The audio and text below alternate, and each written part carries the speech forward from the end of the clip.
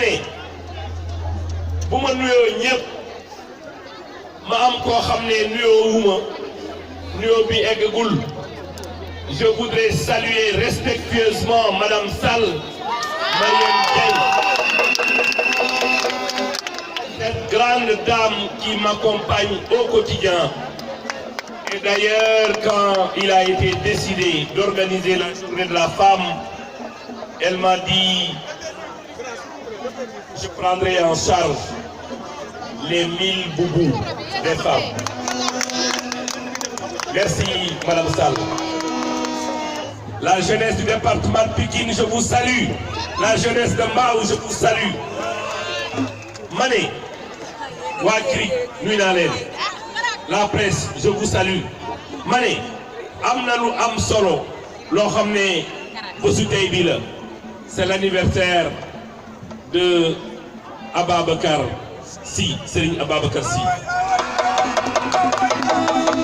Vous connaissez qui Bosbi.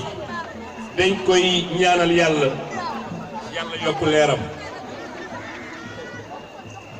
ma ne président waxoon na à la veille du référendum gars yi dañoo nam mu jël su fekkente ne waa opposition bu Mbao dañoo nam mu jël nañ ñu xaar le 31 juillet 2017.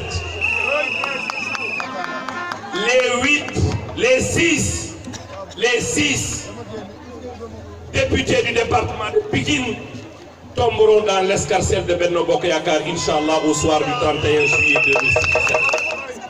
Pour ce qui concerne la commune de Mbao, nous avons atteint la barre des 129% d'inscrits par rapport à l'ancien fichier. C'est le lieu également de féliciter et de remercier les femmes.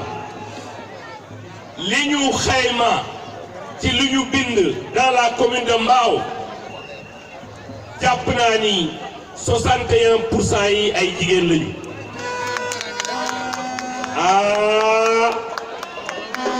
Fàttewuma waa Orkadiéré. Fàttewuma le mouvement bi nga xam ne moom moo tudd dooleel président de la République ak Abdou Karim Sall. Mouvement boobu maa ngi leen di nuyu maa ngi leen di sant waa CSR maa ngi leen di nuyu maa ngi leen di sant tey jii mun naa wax ne nous avons gagné le pari de la mobilisation.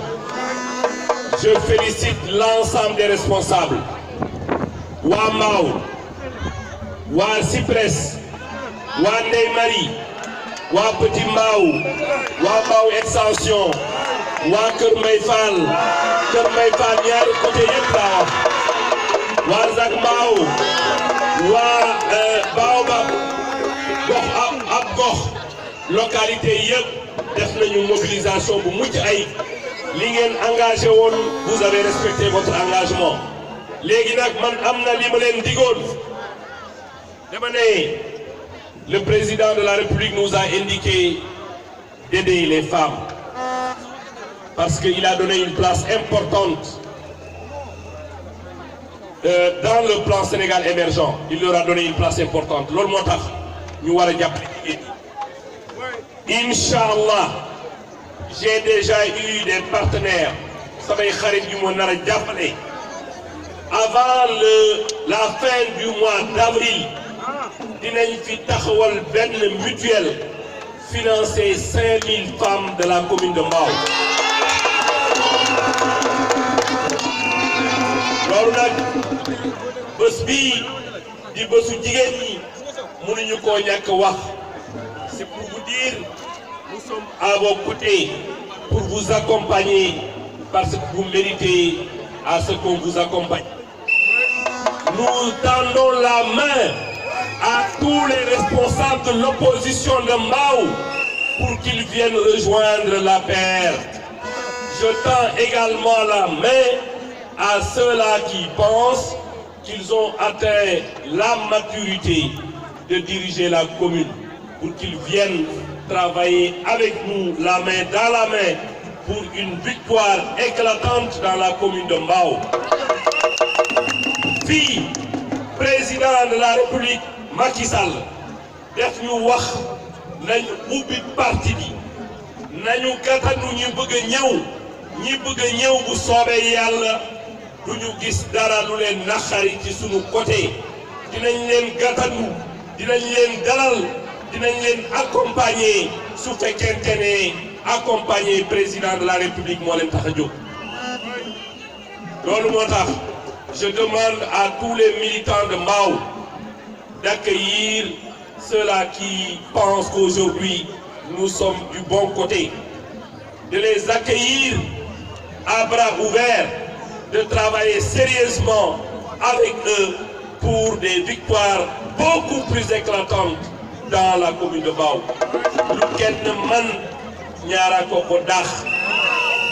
Il n'y a pas d'unanimité, mais il faut comprendre que dans la commune de Mbao, nous avons la majorité. Nous avons la majorité parce que nous suivons les inscriptions au jour le jour.